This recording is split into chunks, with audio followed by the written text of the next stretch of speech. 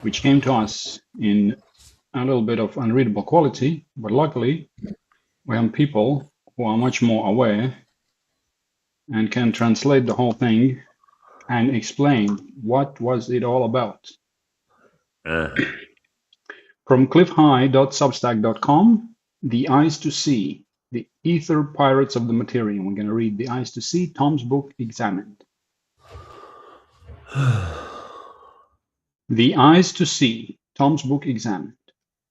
This work is dedicated to Heidi Vandenberg. She has the perception, the power of mind, purity of intent, and skills to enter the Father's kingdom as she proves Jesus to be correct by doing so. This is an examination of the Book of Thomas. This material is being presented as commentary on the sayings of Jesus as reported by Thomas and to elucidate how they pertain to the art and science of manifestation in this material. The Book of Thomas is a collection of 114 sayings of Jesus. These have been banned from any and all church forms of Bibles, for good reason, as will be gleaned from the analysis as we proceed.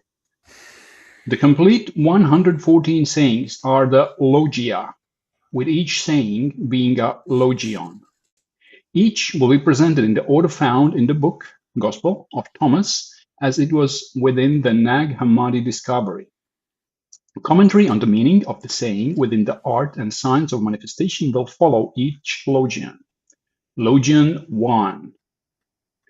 These are the hidden sayings that the living Jesus spoke and Didymus Judas Thomas recorded. And he said, "Whoever finds the interpretation of these sayings will not taste death." We note that this opening is providing the attribution for these sayings. Further, they are described as hidden. The characterization as hidden is accurate, as one must have the perception both of the words and their application within personal inner work in order to see beneath any obvious meaning. Didymus, in Greek, means twin, as Thomas does in Aramaic. Both of these are deliberate choices and descriptors, not names, though we all take them as such. In this instance, Thomas is being described as the twin of the living Jesus, not in the body, but in the inner perception. Thomas is self-identifying as well as placing his understanding on these hidden sayings as being accurate descriptions.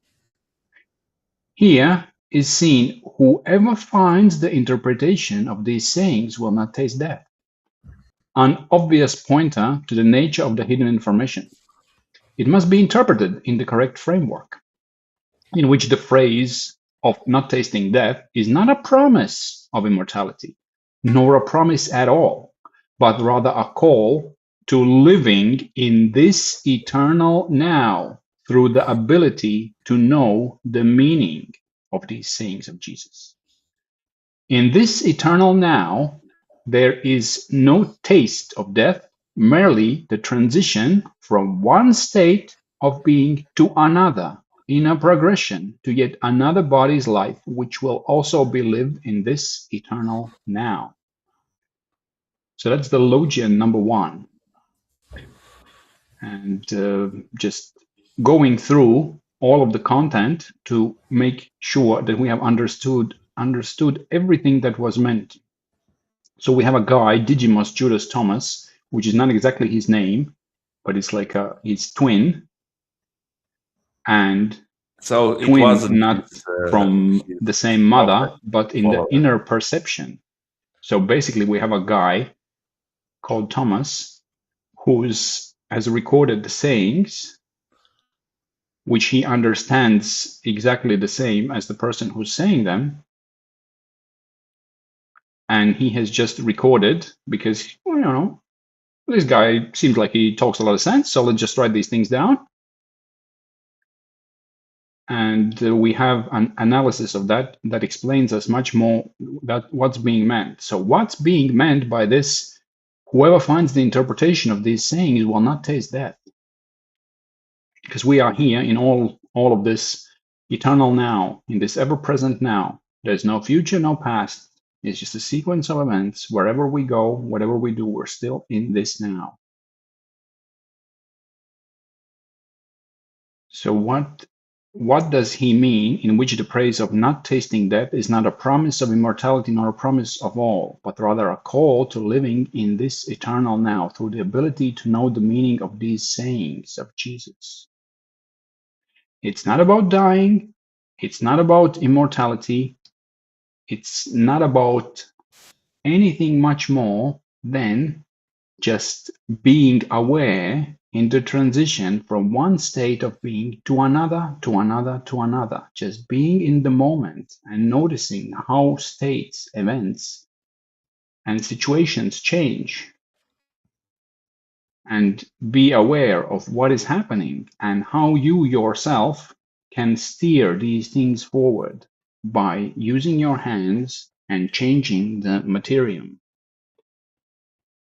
So that is the Logion 1 from the book of Thomas, as presented in Tom's book Examined by Cliff High in the Eyes to See. So Any that's further not that comments? Thomas, one of his followers. I think this is a very great introduction to a very important book. And as we will see further, it makes much more sense the deeper we dwell into this subject. Do you So you hear me? yourself can go to cliffhigh.substack.com and find the notion that is called the eyes to see and read the whole thing today. We're going to progress slowly, one by one, until we completely understand and can use that in our everyday life. That's it for today.